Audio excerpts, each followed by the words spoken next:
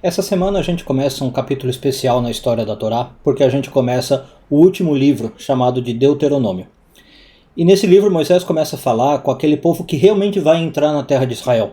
Não aquele povo que fez toda a peregrinação no deserto, que viu todos os milagres, porque aquele a gente sabe que foi condenado a morrer. É a nova geração, que agora está se preparando para entrar na terra e vai ouvir os últimos comentários de Moisés. Um deles a gente vai analisar no vídeo de hoje. Eu sou Yair Alon e essa é a Energia Semanal.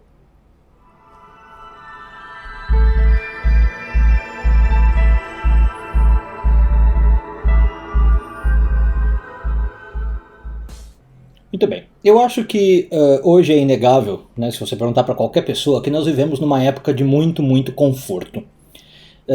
A nossa vida hoje ela é bastante prática.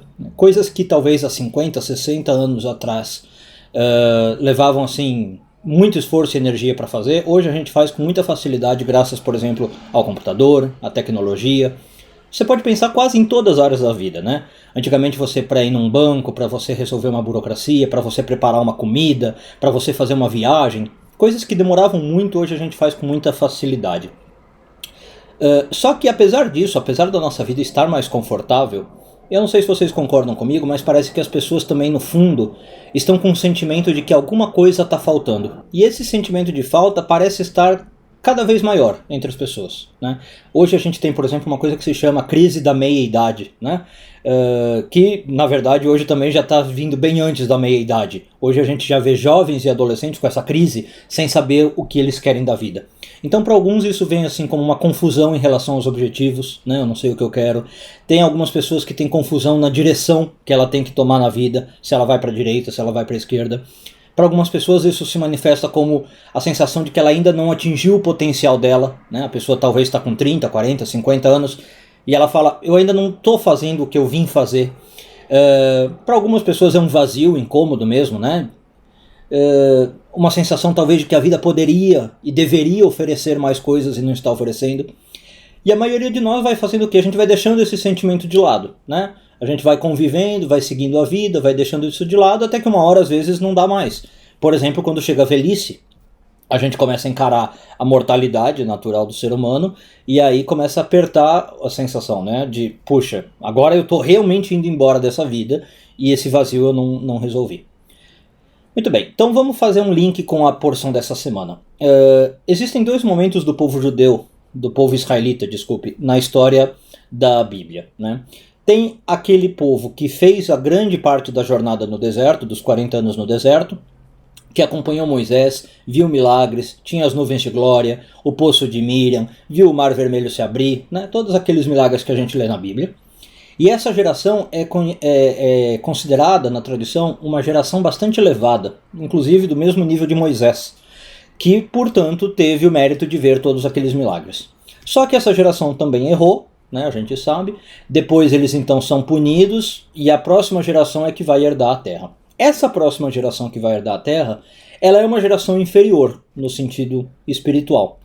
É uma geração também que vai ter que entrar em Israel e trabalhar, né? Uma coisa que a outra geração não precisou fazer, nem para conseguir a comida, porque por exemplo eles tinham o maná. Muito bem, então essa segunda geração ela representa em muitos casos nós, uma geração que tem um nível inferior de espiritualidade, que precisa se mexer com a vida mundana, precisa trabalhar, precisa erguer as mangas e ir à luta, né? E que, de certo modo também, aqui é o principal, não tem um objetivo muito definido. Os primeiros judeus, os primeiros israelitas que saíram do Egito, eles tinham um objetivo muito claro, né? Eles não sabiam que não iam chegar lá, mas eles sabiam que estavam indo para a terra de Israel, eles viveram o êxodo do Egito, viveram a opressão e sonhavam com uma coisa que se chamava Israel, a liberdade. Essa segunda geração não tinha isso. Eles não lembravam do Egito, porque eles nasceram no meio do deserto, e para eles também Israel não significava então uma grande liberdade, né?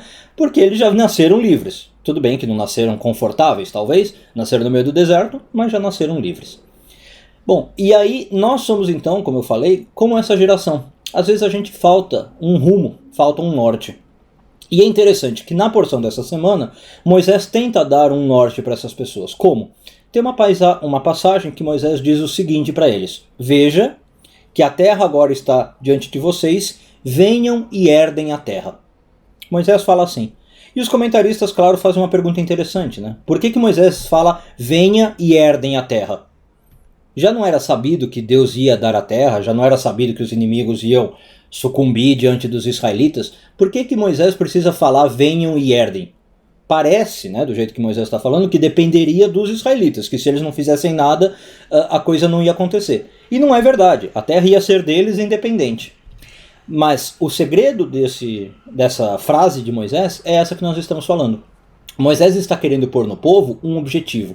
Está querendo fazer com que o povo tenha uma proatividade e que não sejam recipientes passivos, né, do tipo, olha, fica aí, tudo pronto, daqui a pouco a gente vai atravessar a terra, vai atravessar o Jordão e a terra é toda nossa. Não, ele queria que o povo fizesse alguma coisa ativamente, que eles tivessem um objetivo. No caso, veja a terra e vamos herdá-la.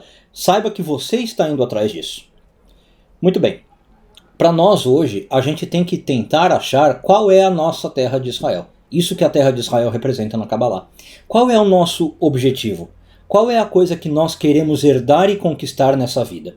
Se nós não tivermos isso muito bem claro, como diz Moisés, se nós não virmos isso diante dos nossos olhos, a nossa vida fica realmente sem muito significado. Se trata aqui, portanto, de achar uma coisa que eu ponho diante dos meus olhos para servir como uma verdadeira bússola espiritual, para me dizer, olha, meu caminho é para cá, eu estou indo para cá, essa é a minha Israel. É claro que essa Israel é subjetiva e individual, cada um tem a sua, né? Cada um vai definir qual é o seu objetivo de vida. É talvez uma carreira de sucesso, é construir uma família, é ser uma boa pessoa, é adquirir conhecimento, cada um tem a sua. Do ponto de vista da Kabbalah, tem algumas dicas de qual que seriam objetivos elevados, e eu queria compartilhar com vocês, já encerrando esse vídeo. Para a Kabbalah, o mais interessante é que esse objetivo, ou parte desse objetivo, seja você descobrir a divindade em si. Segundo a Kabbalah, todos nós somos criados à imagem e semelhança de Deus. Isso significa que nós mesmos temos uma centelha de Deus em nós, que nós somos divinos. Portanto, parte desse nosso objetivo deveria ser descobrir essas nossas características divinas. Por exemplo, a capacidade de compartilhar, a capacidade de nos preocuparmos com os outros, a capacidade de se elevar espiritualmente, de ser um ser nobre, a capacidade de sermos luz para os demais, porque se você parar para pensar, Deus é isso, né? Deus é luz para aqueles inferiores a Ele. Quando a gente tenta emular essas características divinas, a gente está cumprindo bastante o nosso objetivo. Quando, por outro lado, a gente se afasta das características divinas, quando a gente passa a viver uma vida de egoísmo, de solidão, de só eu importo, de raiva, de rancor, de ódio, a gente está se afastando da nossa própria natureza. A gente está se afastando de Deus, que somos nós mesmos, percebe? Então a gente está deixando de ser quem a gente é. A gente está deixando de perseguir o objetivo que nós temos na vida, o objetivo até pelo qual nós fomos criados. Então, que a lição dessa paraxá, dessa energia semanal dessa semana, seja essa. Vamos ver qual é o meu objetivo de vida. Qual é a coisa que eu estou perseguindo na minha vida? Qual é a minha terra de Israel e onde eu quero chegar? Certamente, se eu colocar isso como objetivo diante dos meus olhos, a minha vida fica muito mais plena e muito mais completa. Uma boa semana a todos e tudo de bom.